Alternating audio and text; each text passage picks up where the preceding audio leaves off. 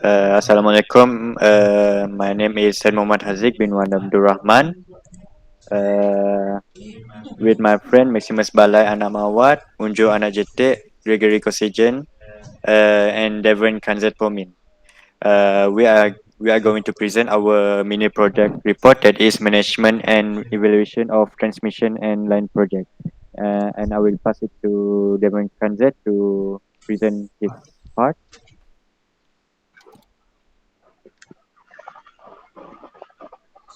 So, for our introduction, as we know, with ever growing demands in energy and the need for a stable grid, the reliable and efficient transmission of electricity is increasingly important. And the transmission line projects require complex management with respect to cost, schedule, and impact on the environment. So this new project will discuss some key issues involving the management and evaluation of a transmission line project. And the increasing demand for electricity along the Lenggeng to Makota Ceras line has necessitated the construction of a new three-phase transmission line. And this mini project will deliberately looks into managing and evaluating this massive project with special emphasis on cost control and schedule adherence. As we know, the purpose of this report is to view critically the effectiveness of the project management strategies adopted and the project scheduled by applying techniques from the critical path method and evaluate cost control measures taken. Other than this, the report shall discuss possible areas of improvements for future transmission line projects in order to enhance efficiency and effectiveness.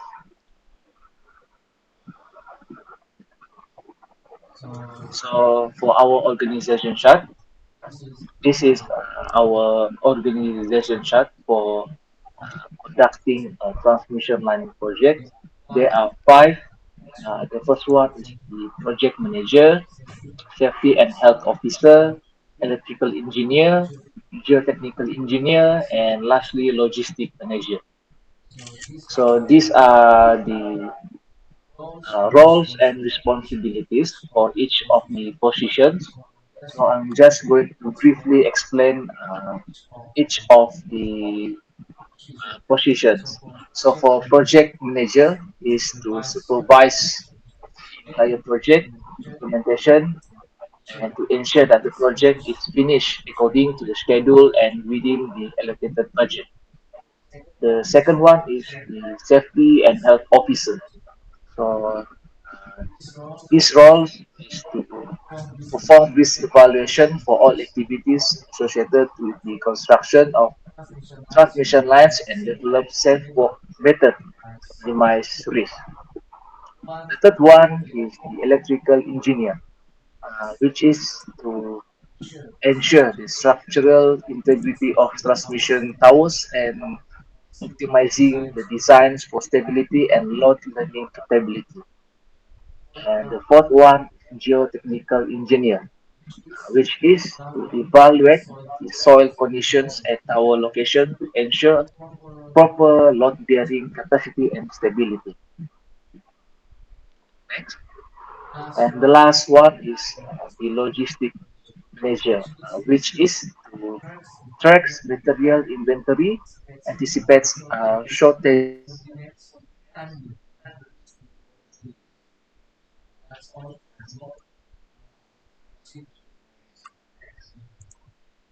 and coordinates timely to proceed to. Okay, thank you, Devon Consett. And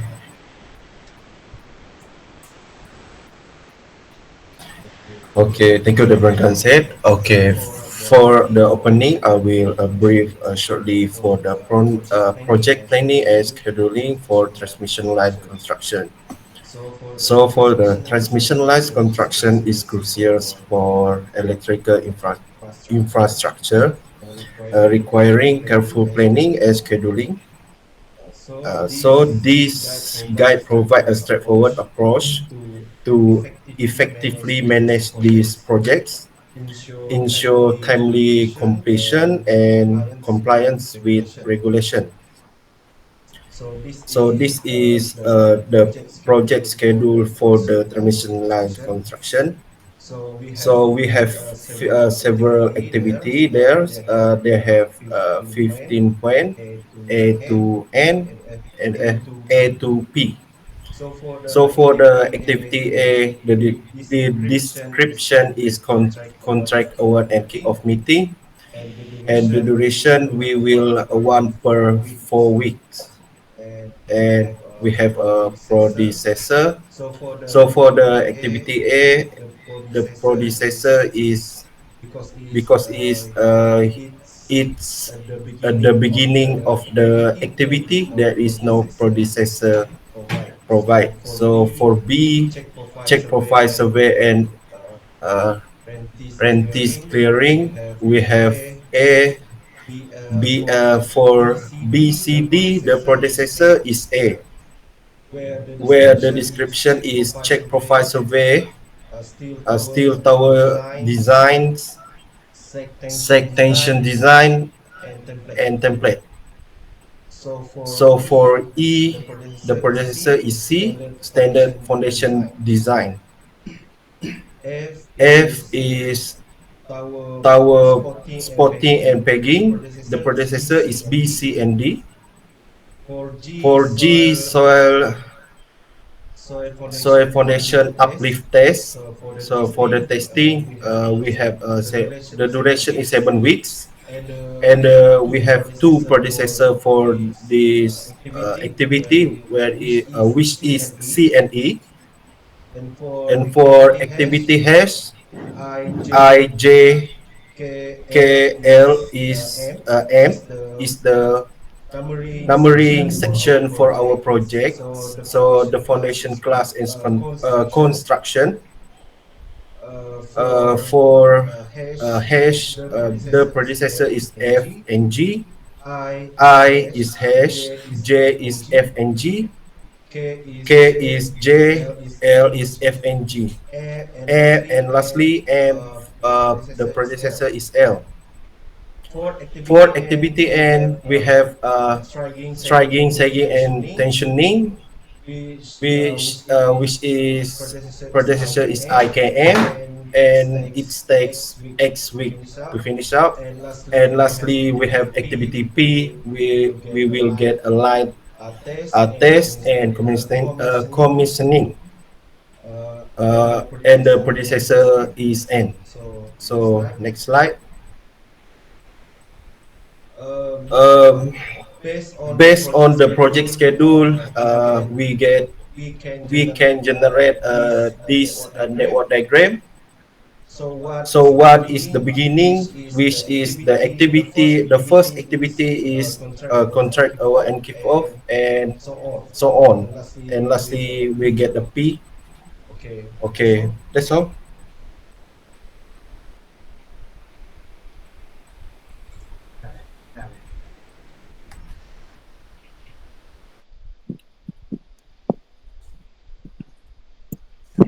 Okay, now I'm gonna explain the critical path for this project. So as we can see from the critical path network diagram, uh, the critical path is A, C, E, G, L, M, and P. So it means that the path is needed to be completed without any interruption for that project. So uh, this path is crucial as it determines the shortest possible time to require to complete the project. Any delay in the activities along the critical path will directly cause a delay in the entire project timeline, making it essential to manage this activity meticulously. Next is expected time. So expected time for project activity is calculated using formula TE equals to TO uh, plus with 4 times with TM plus with TP and divided with 6. So TO represent the optimistic time, TM is the most likely time, and TP is the pessimistic time. This formula provides a more accurate estimate of activity duration by considering the different scenario and their probabilities, allowing for better planning and scheduling. Next is standard deviation. It is to measure the amount of variation or dispersion in a set of value. For these project activities, it is calculated using the formula of TP minus with TO divided with 6. This metric helps assess the reliability of our time estimates by indicating how much individual activity duration deviate from the expected time, thereby aiding in risk management and contingency planning. Second is a variance. It is the square of the standard deviation. It provides a more accurate measure of the dispersion of activity duration. Understanding the variance is crucial as it highlights the spread and associated risks with our time estimate. A higher variance indicates greater uncertainty and potential for deviation from the expected project timeline, emphasizing the need for carefully monitoring and adjustment. So this is the table activity and weeks. It is a comprehensive table outlining the activity and their corresponding time estimate in week, and it's essential for effective project management. This table includes the time optimistic, most likely time, pessimistic time, and expected time. For each activity, visualizing this detail helps in creating a realistic and achievable project timeline, ensuring all activity are properly planned and accounted for. Uh, f- Further details and breakdown of the activity are provided to ensure a thorough and accurate planning process. This continued analysis help in identifying any potential gaps or overlaps in the project schedule, allowing for necessary adjustment to maintain the project progress and timeline. So basically, by using the calculated expected time and standard deviation, we can determine the project completion time with 99.85% confidence. This high confidence level involves incorporating buffers and contingency based on the calculated variance and standard deviation. Such a detailed evaluation ensures that the project is well prepared to handle uncertainties and can be complete within the expected time frame. So our calculation assume that the estimate for T, TO, TM, and TP are dependable and that the activity are independent. However, potential risks include the underestimation, time, and resource constraint due to possible undetected delays. To mitigate this risk, we plan to conduct regular project review, develop a contingency plan, and manage resource efficiently to adapt to any arising issue. This measure will help ensure the project stay on tracks and is complete successfully. So that is all for me. I'm gonna pass it to Maximus.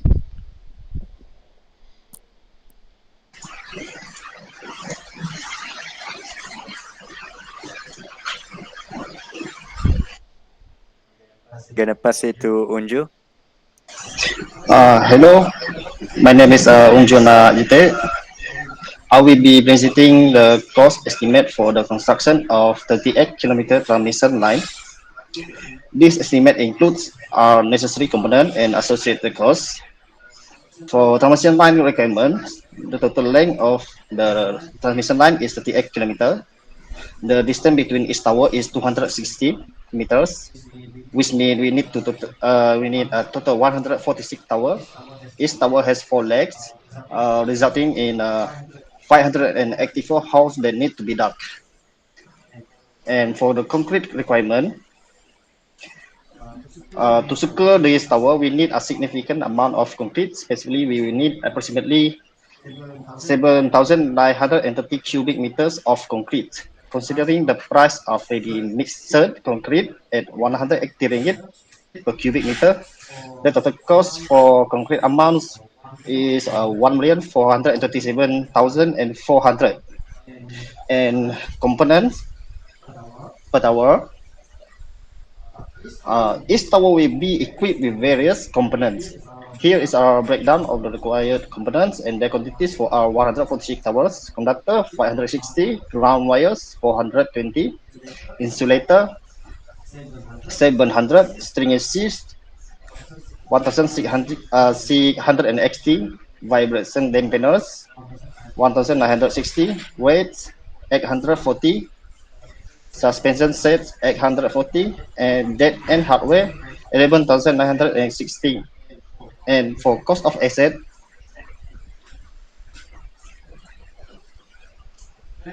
crane that used in this project is 2 units, and the price is 188,000 is totaling for 2 units 376,000.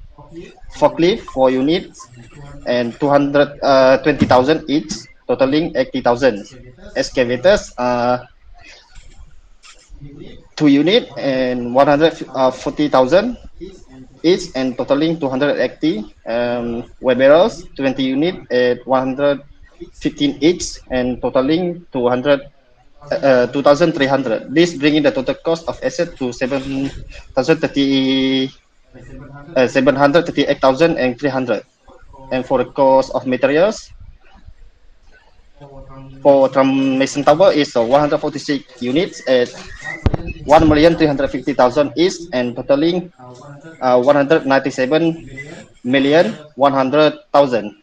And for ready mixed concrete, 425,000. Conductors 252,000. Ground wires 1,275,000. Insulators 6,700,000. Stringing and the next is a cost of contractor, subcontractor, and consultants. I'm sorry for repeating the same info. And the cost of contractor, subcontractor, and consultant are as follows. Contractor 110,000, subcontractor 144,000, consultant 54,000. The total cost in this category is 209,000. And cost of labor,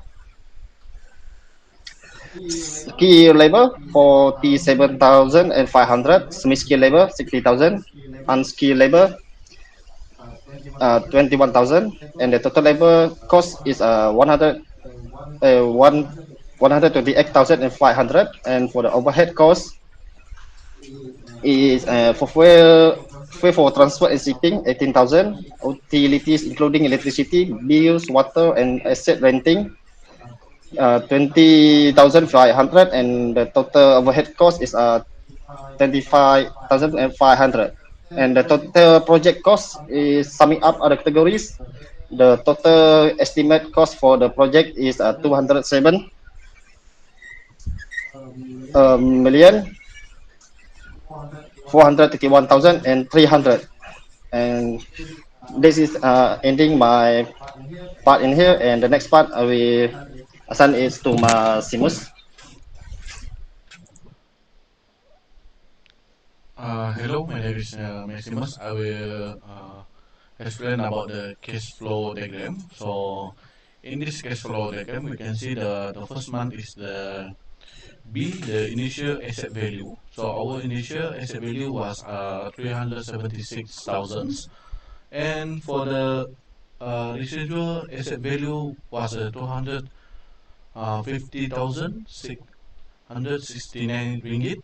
So, with this value, we will calculate the inflation in year, the total depreciation up to the year, and the book value at the end of the year. Next, to get the graph of the depreciation in the year, we need to using the equation b minus s over n. That our b is the initial asset value that 376,000 minus IM 256 50,666 over with our project is in 85 weeks or 2 years. So over with 2 years, we will get the 62,667. So for the first year, we will also the depreciation in the year. We also get the 62,667 ringgit, and the second year we also get a 62,662 years. So we can see over here.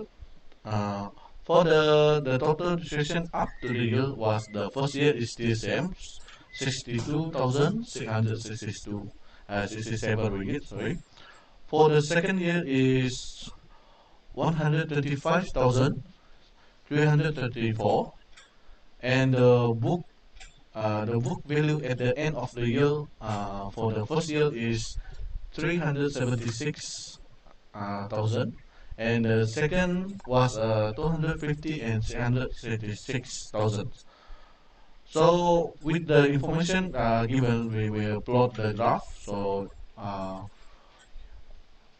we can see here is the graph for the depreciation in the year. So next, so for the conclusion, to complete the project in a timely and cost efficiency manner, transmission line engineer must be acknowledged in engineering principle, civil and electrical engineering technique, local regulation and safety protocol. They must also be familiar with the construction material and resources that are necessary for the projects. These include understanding the properties of the electrical component, such as conductor, insulator, and transformer, as well as the various mechanical components such as transmission tower and other structure. Furthermore, transmission line engineer must possess strong project management skill. This involves planning, scheduling, cost estimating, budgeting, and risk management. They must be able to coordinate the activity of construction, personnel, and subcontractor, develop construction plan, and ensure the delivery of material and equipment in a timely manner. They must also understand the environmental regulation that may affect the project, such as those related to soil erosion, noise, and air pollution. So that all for us. Thank you.